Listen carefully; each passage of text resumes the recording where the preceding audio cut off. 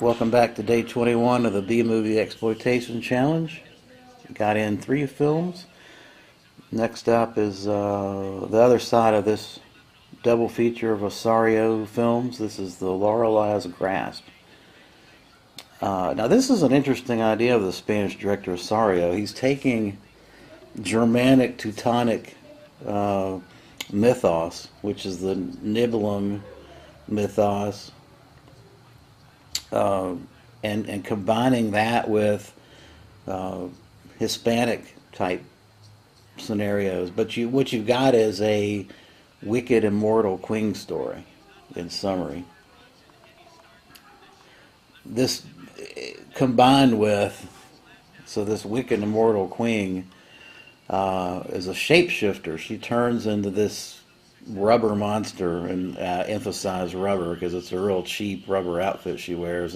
Thankfully, they don't spend a whole lot of time showing it on screen because it really does not hold up, including the monster's hands. It just looks like a guy in a really cheap rubber suit, but it's still a hell of a lot of fun. I enjoyed it immensely.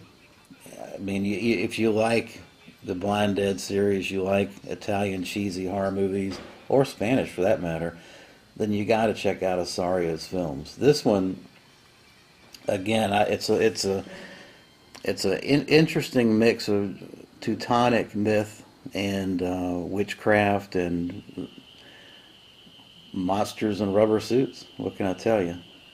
I enjoyed it. I give it a 7 out of 10. I think this release has, special feature wise, well, Sorcerers has alternate footage. Lorelei's Grasp has a commentary track, which I'll probably check out in May.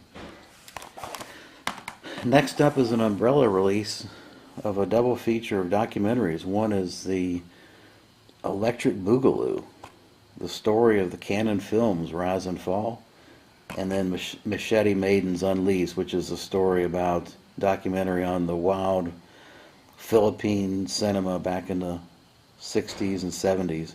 Both of these films are fantastic. I highly recommend this release. It's got a number of special features on it, commentary tracks, but the documentaries are extremely engaging.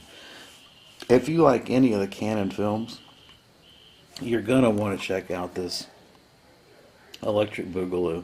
I thought it was interesting because, of course, I grew up as a 20-something in the 80s, and I was the interesting part of the story is how people kind of pick certain films, like Superman 4, as the downfall of Canon Films. But I think the downfall was simply they got too big too fast.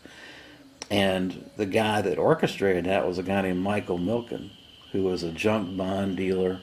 And he brought down a number of companies by selling junk bonds and over leveraging companies. And that's what happened to Canon. They got $300 million of junk bond money, and they couldn't even pay the interest payments on it. I don't think they were ever going to be as successful with that amount of debt. Machete Maidens, if you like Philippine horror films, if you like Philippine anything from the 70s, you're going to want to check out Machete Maidens. It's fantastic. You've got interviews with Sam Sherman, who was part of the Blood trilogy with John Ashley, which I love those films, by the way. This is just a great, interesting and engaging watch on Philippine cinema. Highly recommend this release from Umbrella. It's just one disc with the 2 films. So yeah, that'll do it for day 21, and I appreciate you watching. Thanks.